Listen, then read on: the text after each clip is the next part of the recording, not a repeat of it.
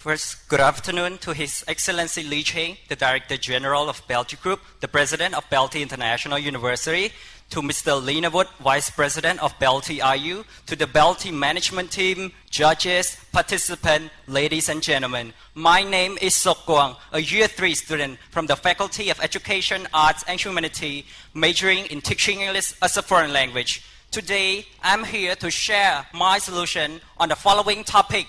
What are the strategies to reduce high school dropout rate? According to the Oxford Dictionary, strategy means a plan designed to achieve a goal. Dropout means to abandon a course of study. So, ladies and gentlemen, what should we do to reduce high school dropout rate? Well, today I have 3 main reasons, and I call it the 3 P's strategy. First, promote. Second, prevent. And third, parents. So what are those strategies? Let's go into detail. First of all, promote. The government needs to promote to all high school students about the importance of completing high school because it is one thing that is going to decide their future. For example, if I am given the chance to go and promote, I would simply ask them, if you don't have a high school certificate, what can you possibly do in the future? A construction worker? Or maybe a taxi driver? Or probably for the lady, a factory worker. Sometimes those high school students don't have a clear knowledge about their future, so it is our responsibility to guide them toward the right path. Second, prevent. Every institution needs to prevent the student from dropping out by creating an early warning system. We need to keep the record of attendance, performance, and behavior of the student. If we find out that a student looks like he's going to drop out, we can prevent it before it happens. Just like one proverb says, prevention are always better than cure. Third, who are the 2 people that can make the decision for the student? Parents. We need to convince the parents so that they have a mindset that they must let their children to study. Allow me to tell you all a true story. I was born in a poor family with 4 siblings. My parents are sellers. We could hardly survive day by day.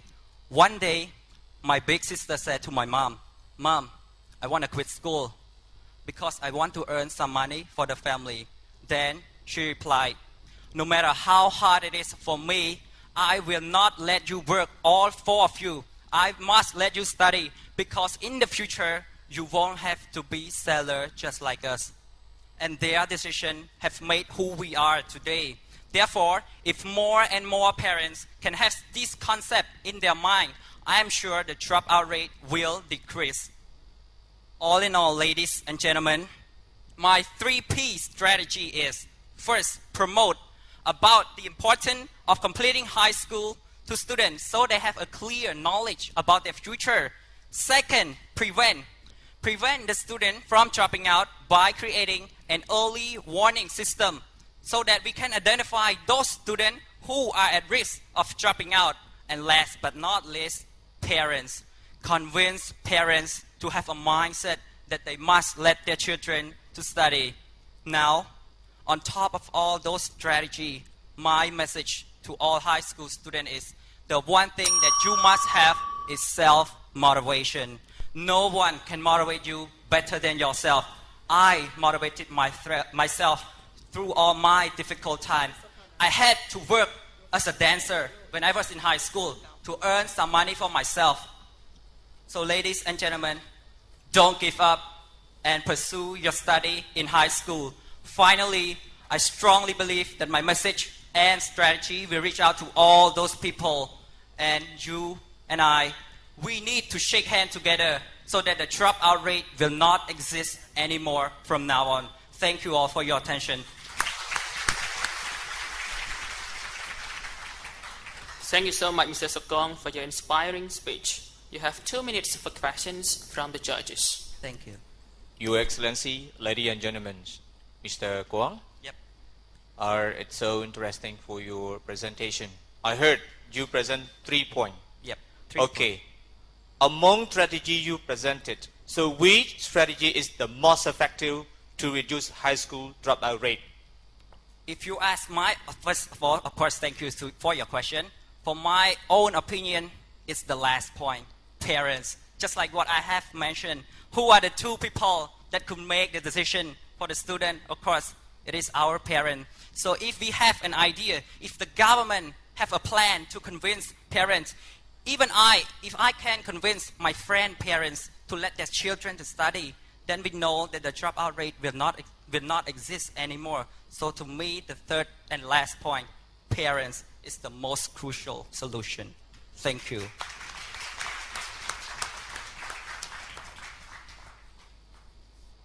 Thank you very much, Phong. Yep.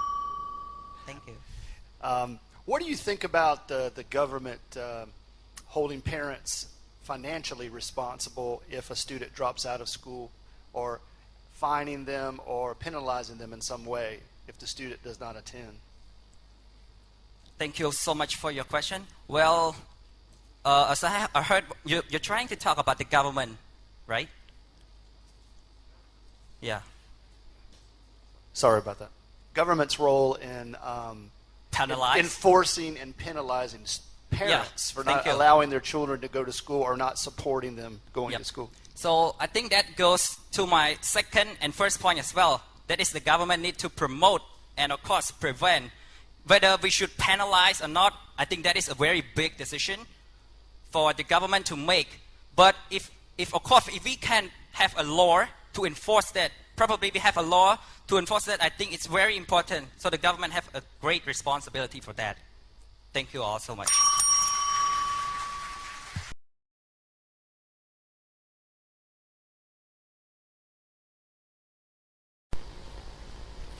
When we see the word education, the first thing that will probably run through our mind is the word studying.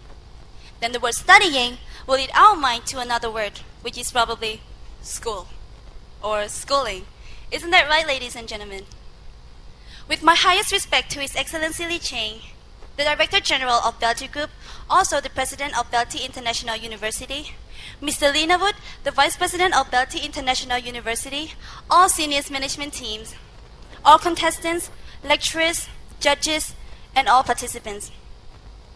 Before proving that education plays a very important role in developing our country, I would like to present myself as the first contestant to address my discrepancy between schooling and education. According to Webster's dictionary, the word education is defined as the process and knowledge and development of resulting from the instructive processes. The other word is schooling. The word schooling is defined as the process of being taught in particular skill. This proves that education does not only depend on school. When the topic asks, how does education play a very important role to develop our country? Commonly, people would respond to this topic by saying environment, economy, or perhaps law, which is not wrong. But for now, I would like to ask ladies and gentlemen to give me all of your attention as I am standing in my position to address my abnormal response that education play a very important role in developing our country by affecting to humans' mindset. Ladies and gentlemen, for a country to develop to the next level, it needs its people to gather themselves and to move the country together. Of course, in order to move the country together, it requires its people to be well educated, not only in school, but also being well educated from the environment as well. If the education system does not have any impact on your mindset, then it shall be worthless. This means that our mindset plays a very important role to represent our every action towards the world. Let's be honest to each other, ladies and gentlemen.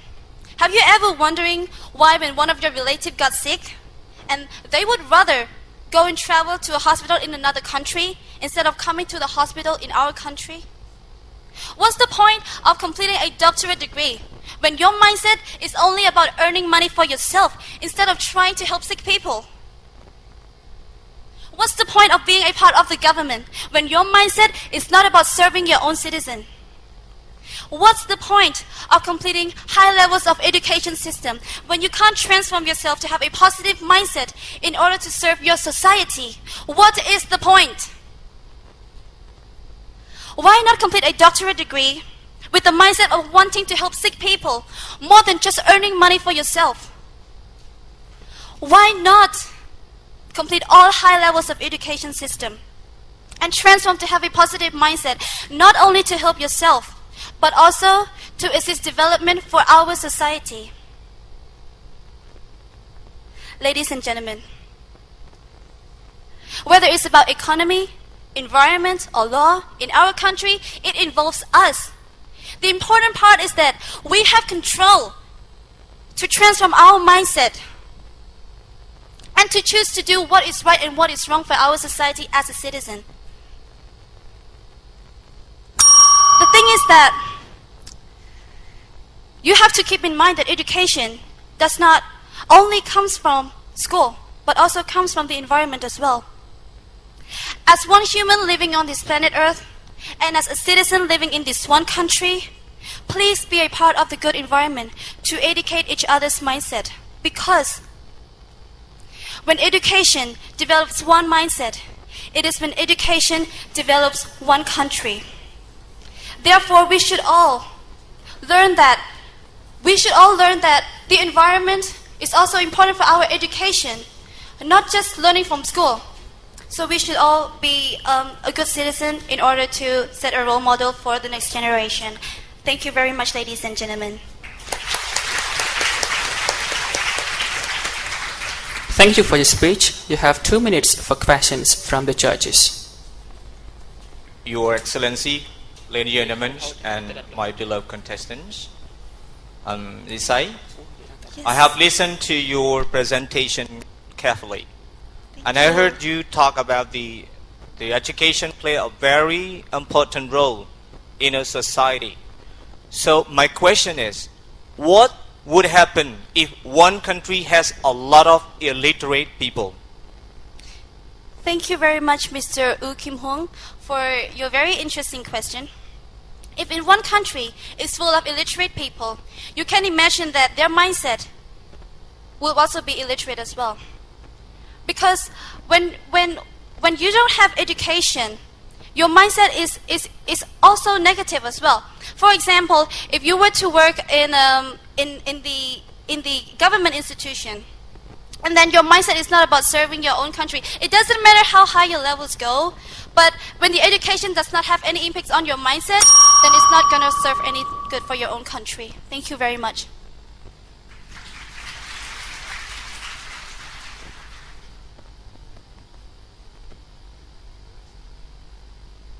Your Excellency, ladies and gentlemen, and distinguished Belty contestants, my question to you, Nisei, is you had a very personal answer to the question, and so I want to ask you, what are your future plans to use your earned degree here at Belty to better the lives of people here in Cambodia? Thank you very much, Mr. David, for this very wonderful question. Currently, I am a sophomore student, but I am representing foundation year of public speaking. I am currently attending the major of international relations. My purpose of attending this is not only to travel, but I also want to be one of the participants to travel to another country and help people. Like, for example, doing humanity stuff, serving goods for people, like sharing what we have. For example, those little children that we have in Africa who are suffering from starvation, or... Yes, thank you very much.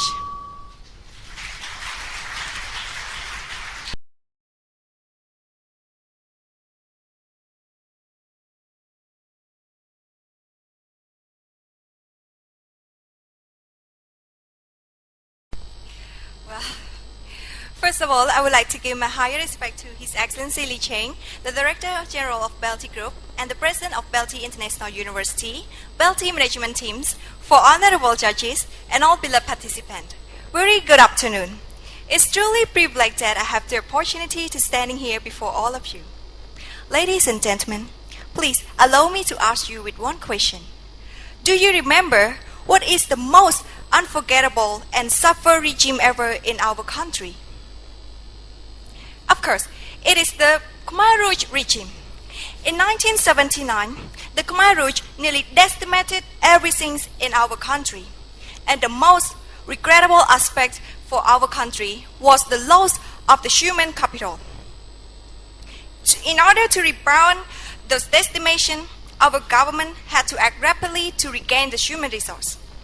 My topic is, how does education play a very important role to develop our country? To answer with this question, I would like to take two main points. The first is economic growth, and second is bring peace to our country. Now let's talk about the first point first. The quality of education is vital to produce the potential human resource for our country. With the highly education, people have knowledge, capability, and also highly innovation to develop our country in every sector. Moreover, every institutions and also organization, both private and public, can increase their productivity and profit by having those educated people. As the result, in 2014, our economy was growing to 7.5% in 2004 because people in that time have improving their standard of living and the microeconomic in that time was also increasing. This is not only the sign of showing the economic growth in our country, but also the sign of showing the decline rate and the decline rate of the poverty and the crime in our country. Second, education brings peace to our country. Ladies and gentlemen, let me tell you one quote from Edward Bolivar. He said that using the pen is mightier than using the sword. What does it mean by that? It means that, okay, let me give you an example first. If two nations have the problem and then they're using force to solve it, of course, they will lose many resources. But what if they just take a step back and then they use their education to find a solution and negotiate with each other? They can solve their problem easily without losing any resources, and especially the most important valuable thing is human life. Take a look into our reality. Nowadays, even our government have the problem with the opposite party, but instead of using force to fight with each other, he has created the culture of dialogue. He shared his idea discussing with each other on the table. This is the way that he tried to provide the peace and harmony to our Cambodian. I would like to inform you that everybody, education is not only provide us with the knowledge or skills, but also teach us to have the morality and ethic as well. Like one quote from Aristotle, he said that educating the mind without educating the heart is still not education at all. In my conclusion, education is really essential to develop our country through the two ways. The first one is economic growth by providing the most potential human resource, and second, by bringing the peace to our country with the way that reducing the violence and crime. Everybody, the last of my speech, I would like to give you one message. Education can make the impossible things to be possible. That's all of my speech.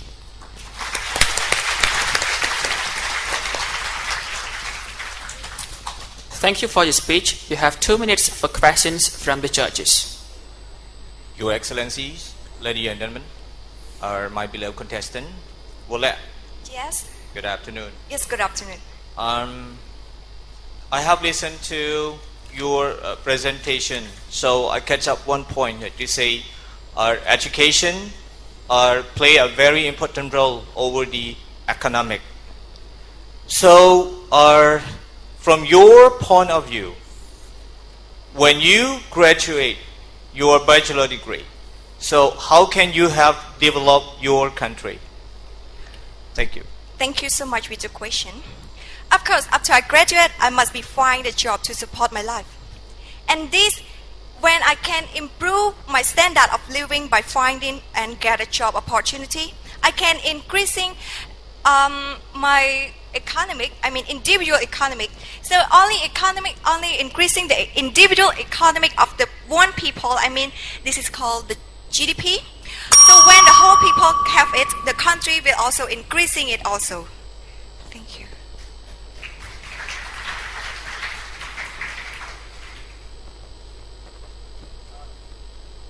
Your Excellency, ladies and gentlemen, and distinguished Belty contestants, my question to you today, Forlik, is what role do you believe education will play in Cambodia's place in a modern Southeast Asia? What role do you believe that education will play in Cambodia in the future for a modern Southeast Asia? Thank you for your question. Education, as I told you that there are many advantages of education. When people have it, they can improve even themselves and the country by, like you say that, you can increasing or boosting the economic growth by using our knowledge with the innovation or do something that can help our country. And one more thing, our education for Cambodian can also make the security in our country remain with the peaceful. Because when people have the education, they have the morality, they have the ethic, they know what is right and what is wrong. So they will prevent peace and bring everything to their country with peacefully. Thank you.